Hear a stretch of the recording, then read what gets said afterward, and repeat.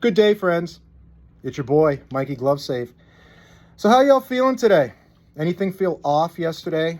Anybody feel a little sad or empty inside, like something was missing? Thought maybe it was the Monday blues?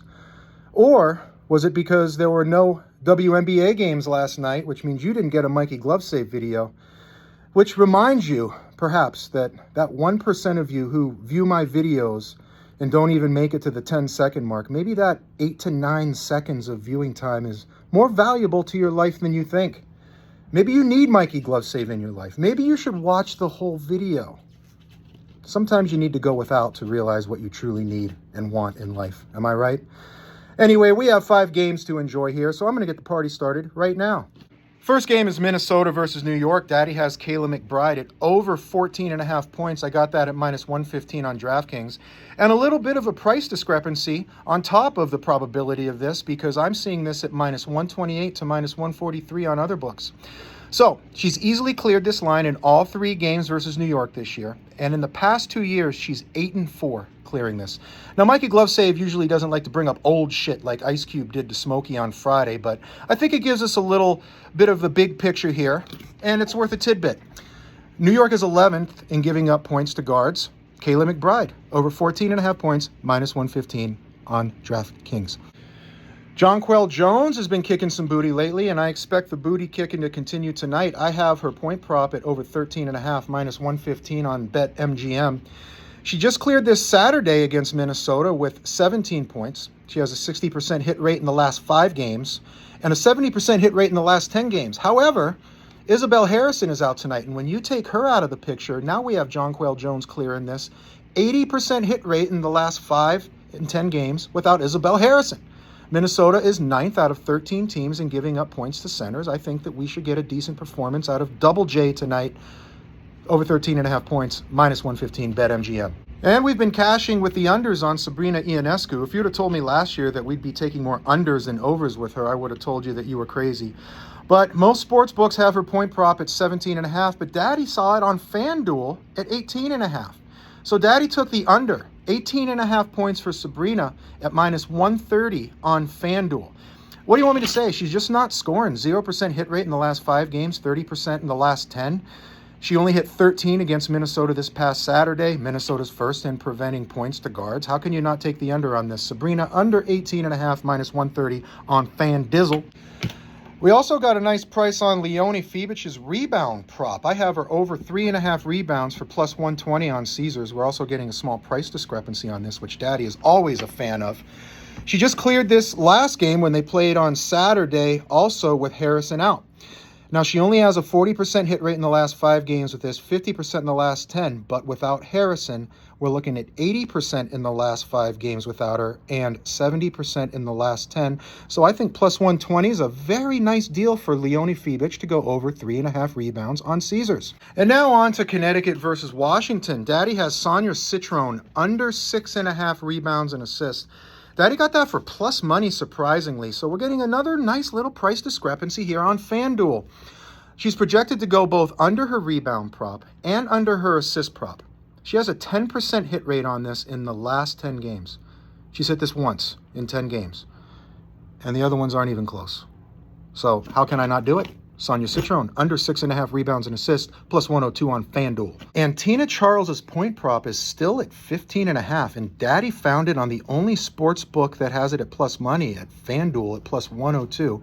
She easily cleared this in both games versus Washington so far this year. And if you've been watching her, she's been balling like a champ lately. She just smoked this line versus Indiana on Sunday, and she almost had it cleared in the first quarter.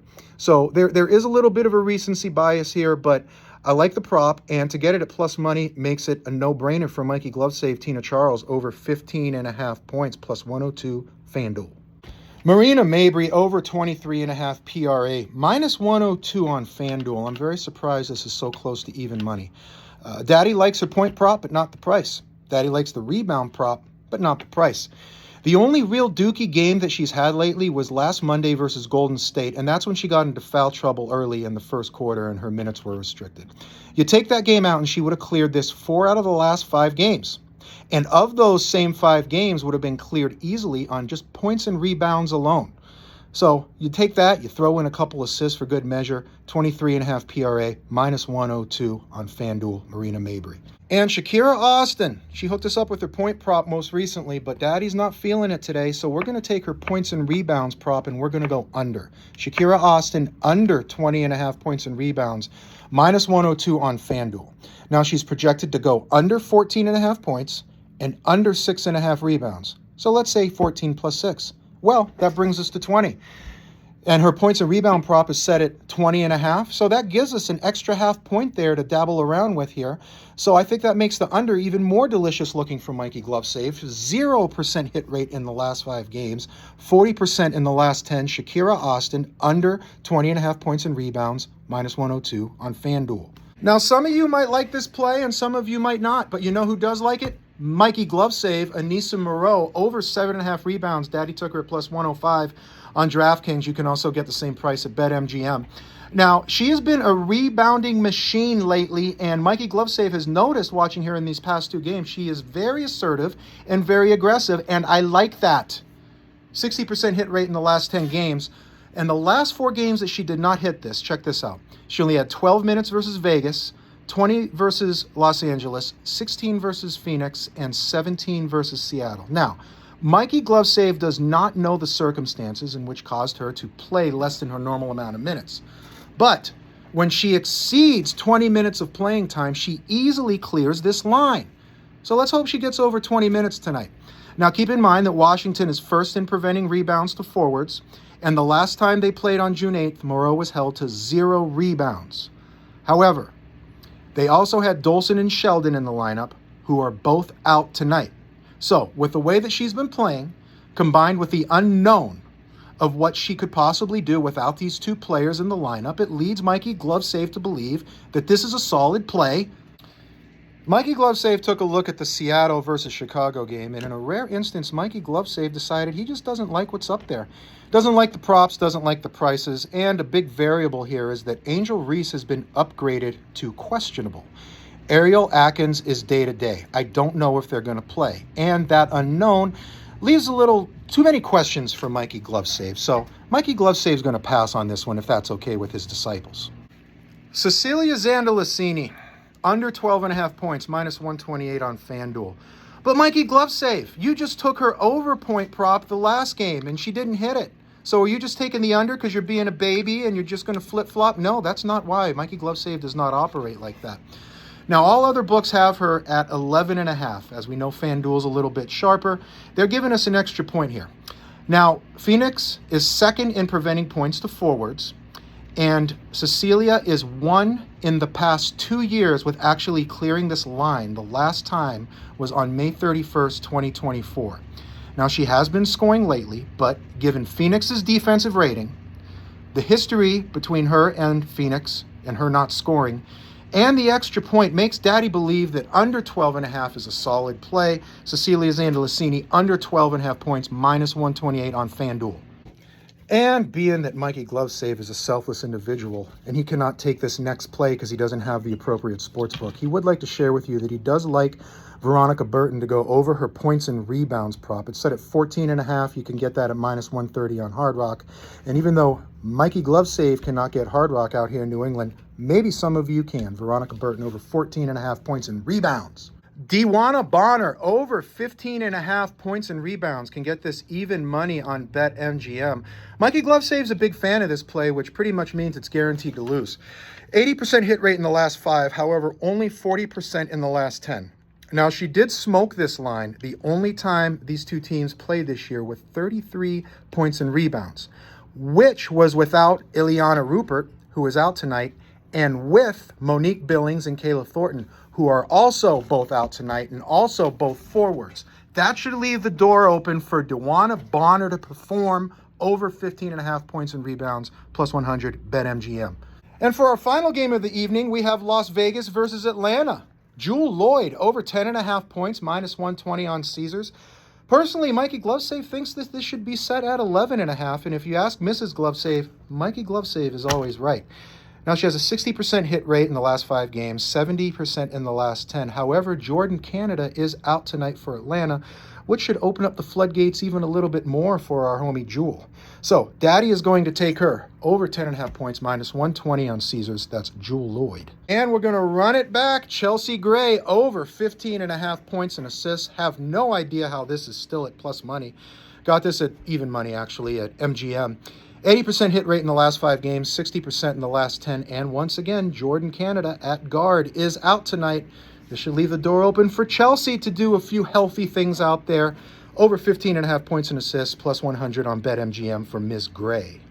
And let's divert to the other Gray that's playing tonight. This time, Alicia Gray, over 21.5 points and rebounds at minus 105 BetMGM.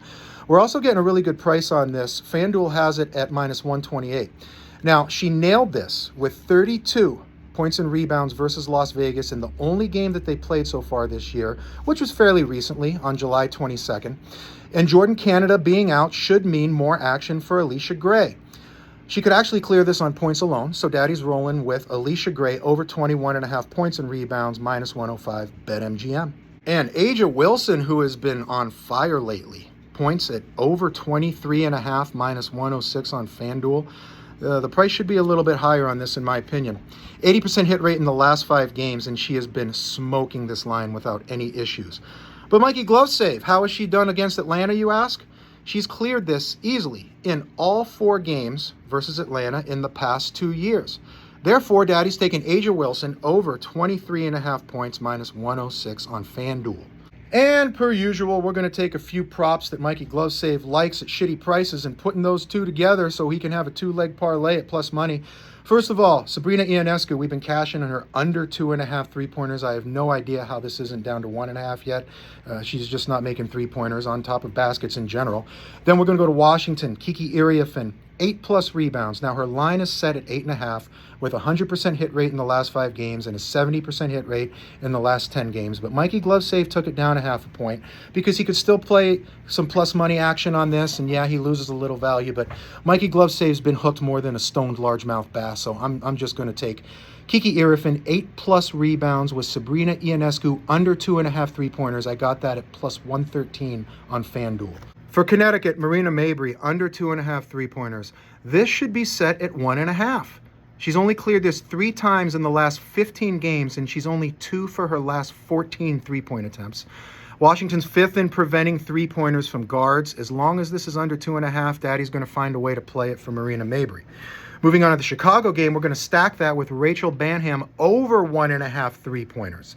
Now, I believe this should be set at 2.5. She has an 80% hit rate in the last 5 and 10 games, and 6 of the last 10 games, she has scored 3+ 3-pointers. So I think we're getting a little bonus action on here. The last time she played Seattle was July 24th, and she cleared this with 2 of 8 attempts, which is actually considered not a great 3-point game for her lately. So we're taking the Banham over and the Mabrey under plus 188 on FanDuel. Yeah, I know I said I only had a couple. I actually have 2 more for you. Going to the Seattle game, Gabby Williams, under 1.5 3-pointers, 0% hit rate in the last 5 games, 10% hit rate in the last 10, and 13% in the last 15. She was 0 for 3 last time that she played Chicago on July 24th. We're going to stack that with our girl, Jewel Lloyd, the 3-point sinking machine for Las Vegas. We're going to take her over 1.5 3-point prop. You combine those two, you get that for plus 163 on Caesars. And our final play of the day, going back to the Seattle game. Mike, why didn't you just combine the Seattle games with the Seattle games and all that kind of stuff? Well, it didn't come out to good odds, so let Daddy mix it up a little bit here. Brittany Sykes, under 1.5 3-pointers. Daddy took that because she doesn't score 3-pointers. We're going to combine that with Cecilia Zandalicini, over 1.5 3-pointers, and I took that because she makes 3-pointers. That brings it to plus 130 on Caesars. And that does it for Mikey GloveSave's Tuesday evening WNBA props. I'm not going to spend too much time on an outro because I know that none of you made it this far. I actually shouldn't have spent any time on anything past the 10-second mark. But if any of you did make it this far, hope we have a big night. I'm feeling good about it. Let's do it.